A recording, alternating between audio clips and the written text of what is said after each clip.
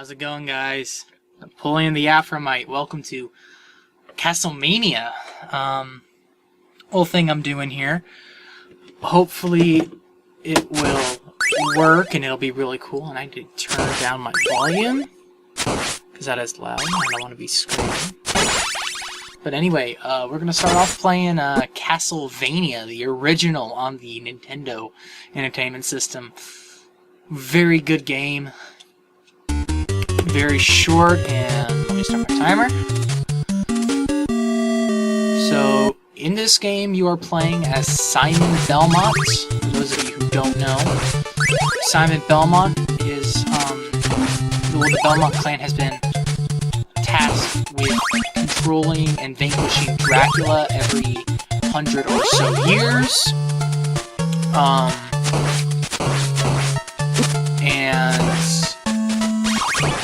So that's basic. So this game will span across generations, which I didn't register at first. I thought it was all one continuous thing because there's the first game. Oh, dang it. Well, there's the first game. There's this one, and then Castlevania 2 is a sequel, and I thought Castlevania 3 was the one after that. Well, no, apparently. And, I mean, I'll go on to explain it a little more then, but Castlevania 3 takes place 500 years before Castlevania 1 does. So you are playing as Simon's great-great-great-grandpappy, whose name is Trevor, or Ralph, if you're Japanese. They call him Ralph in Japan. So basically, this is your traditional platformer. As is with many NES games, due to hardware limitations and space and size limitations, they made the games freaking hard. Which is good, because this isn't the unfair kind of game. This is actually it's like, if you die, it's your fault, even if you can't see it. But anyway, different sub-weapons, and the hearts are the ammunition for those, which doesn't make much sense. But right now, I have the axe with a double shot. Basically, the double shot means you can have two of the weapon on the screen at the same time, and that makes the first boss a cinch to beat. Different sub-weapons include daggers, which is flying a straight line for a little bit. You have the axe. There's the boomerang. The holy water, or as this game calls it, the fire bomb, as to avoid controversy with the Catholics. They call it the fire bomb. But here, right now, I just grabbed the boomerang. And I mean, it behaves like a boomerang. And you can catch it, or you don't have to. It doesn't really matter. But every time you lose that, let me try again. Oh, dang it, got hit. Every time you get a new item, a new sub-weapon,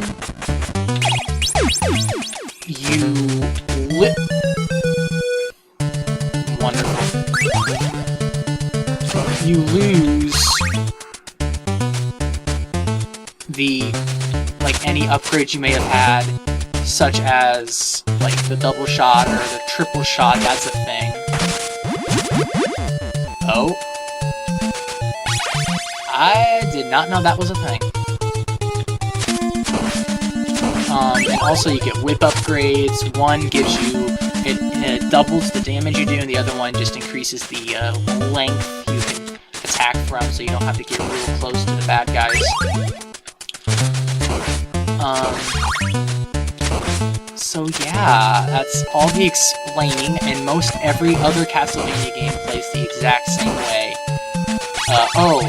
Another thing I need to mention, you cannot change your jumping direction mid-air. You know, where Mario, you could jump and move to the left in the air, and I hate Medusas, as does most every other Castlevania player. And if you can hear my dog going nuts, I apologize. He does that because I leave the blinds open, and he will sit on the back of the couch and just bark at anything he can. And then my bird likes to get in on it too. I'm trying to hang on. Oh, dang it. One more try. I don't want to waste all my health. Okay, nope, that's it, we're done. That's just a little bit of shortcut. Since they knock you up, you can... or knock you upwards. You need to think about how I say things. Ha. But yeah, you can't control your jump arc, so you have to commit to it, you know? And it's always going to be the same regardless if you're standing still or if you're moving. So, you know, running starts won't get you anywhere. I just like to do it because it makes it easier for me to time the jump. And like I said, this game was made in a time where they had hardware limitations. Well, more strict hardware limitations than today. There's still hardware limitations in today's games. But even more strict now, or back then. And so instead of having a long, hour-long game, I mean, if you really wanted to, if you were real good at this game, you could beat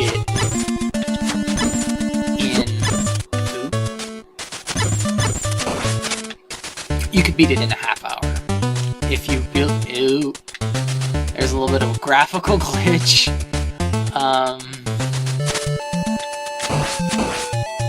But they make it insanely hard. So, you know, this is one of those, you know, unfair NES games along with the Ninja Gaiden and everything else. And I'm hoping for a stopwatch, because the stopwatch makes the Medusa real easy. That's the next boss here, is the Medusa. So basically in Castle-Mania, I should probably explain a little more what I'm going to be doing. I'm just going to play a Castlevania game for 20 minutes, a new game every episode. Just play it for about 20 minutes, you know, just kind of a let's play, or like a highlight, but not quite. And then, you know, if you guys want to see more of this, oh, and you get extra lives. And if you want to see more of this, then, you know, I'll do a full LP of it. I mean, it depends on what you guys want, or what I feel like doing if I don't get much feedback from it.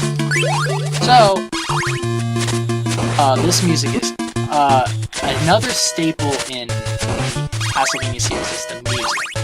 Very well composed, and I hate the flea men too. Because... So, and this is an interesting thing. I don't know if other games do this, but I've noticed it in this one. When the farther you get in the game, the more damage the enemies do. You can actually come across those skeletons again in, like, level 8. Or wherever, you know, however far it is. I'm gonna die, I'm gonna die, I'm gonna die, I'm gonna die, I'm gonna die, I'm gonna die. Yep, there we go. But they will do more damage in level 8 than they would now. And I hate the hunchbacks or flea men, I don't know what you want to call them. Because it's just so unpredictable how they're going to jump. Either they're going to do a large leap forward or upward, and there's like no way to like telegraph it. He doesn't telegraph it in any way. So that's annoying. This game, nice thing about this game is you have unlimited continues, and that kind of makes up for the lack of, God, I hate you. The ghosts are so annoying because they'll just, like, stay on top of you if you let them. And it is the most annoying thing in the world, and I hate it. So, like, as often as possible, I try to get rid of the ghost as quick as I can. But, you know, you can only whip left and right. Kind of stuff like that. Yeah, I mean, there's not much else to talk about. This is a Medusa Hall. Basically, this is getting you used because there's the notorious hall before you fight death. What are you doing? That guy's jumping off the walls. Dude, get over here. Before you fight death, and... sure. Oh yeah, I wanted to explain with the crucifix. As you just saw, it kills every enemy on the screen. And these guys will only go about to... scaring me. You can tell I only have one little bit of life. I just at least want to get to the mummies. Sorry, I'm spoiling it. That's the next boss. 2 mummies. And these will only shoot 2 fireballs at a time. And you can tell when they're gonna do it when they start flashing red real quick. And there's like a pause in between. There it is. Castle Dracula. Oh, gosh darn it. I thought I was gonna make that. Anyway. You have unlimited continues, but, stop. Bye.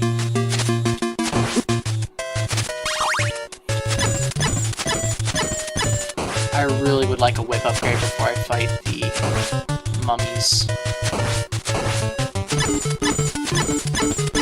So you really... oh my lord. So, I guess I can talk about my experience with Castlevania. I never grew up with Castlevania, because I'm younger.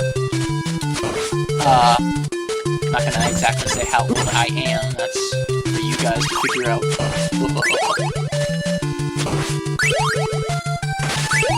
But I never grew up with it, and I remember my friend inviting me over, and he was like, and he's like, oh, have you heard of a game called Castlevania? And I'm like, no, I don't, what's that? And he's like, well, you're being this guy who was originally Dracula's servant, and you have to kill him. And it turns out he was talking about Castlevania, Curse of Darkness on the PlayStation 2. And I'm like, okay. So we played it, and, you know, I'm like, eh. And so, and I always thought, like, Castlevania was just, like, weird like that. You know, like, nothing to do, and we weren't really good at the time, so, you know, obviously we never came across Trevor.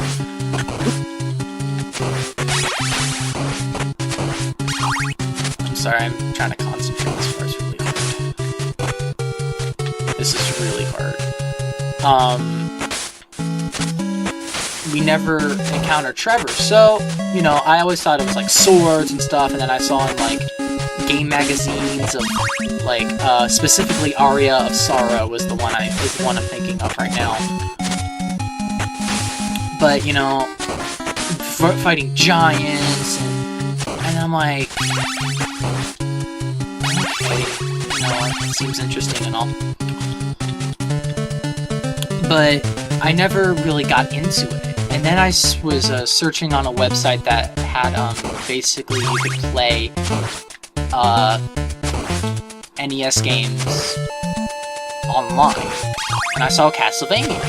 This one, actually. And I'm like, oh, I'll give it a try. I'm expecting swords and, you know, everything. And I get this. I'm like, And actually, and from there I was hooked. From there I was hooked, so I'm a very big Castlevania fan now, even though I'm kind of late on the bandwagon. You know, you have other people saying, "Oh yeah, I grew up with this game." No, I never grew up with any of the Castlevanias. I've only been playing Castlevania for a few years, but I mean, I still like to think of myself as a big fan of the series.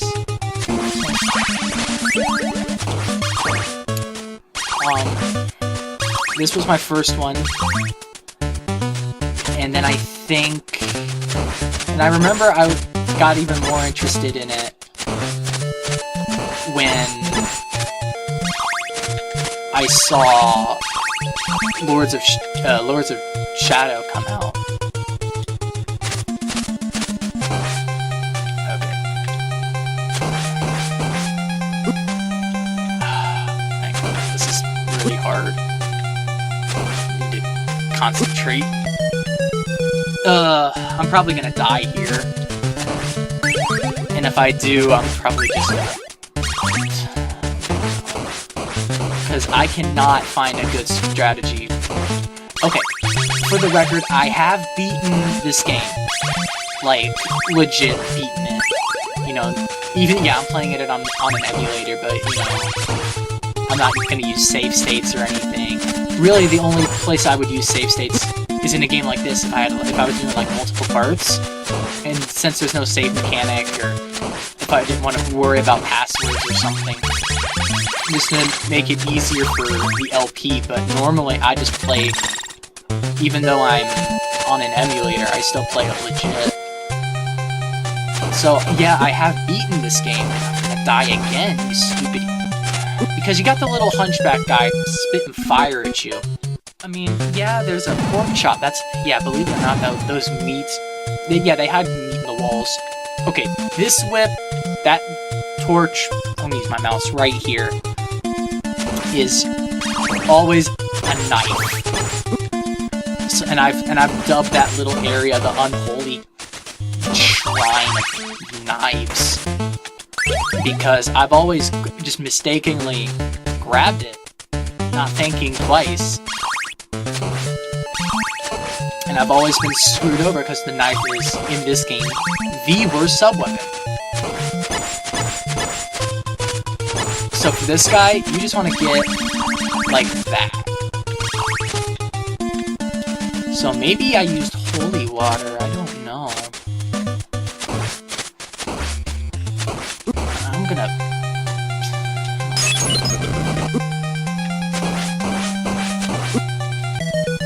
Oh my... Last try against Frankenstein's monster. Well, that just screwed me over. That just screwed my chances even more.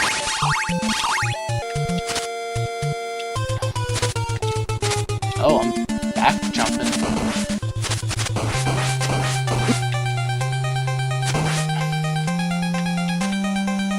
You wanna watch out for Igor, man. Igor! Maybe that's what I need to do. Pay more attention to Igor. Hell, by the way, that's the little munchkin's name in this fight. It's Igor. You don't? Oh my word. Because it only takes 4 hits. I'm to the point where it takes only 4 hits to get killed. Because you have...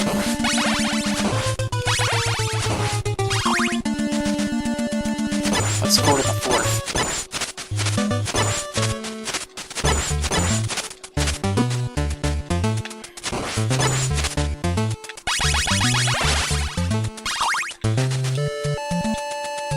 You have like 16 little pegs of health.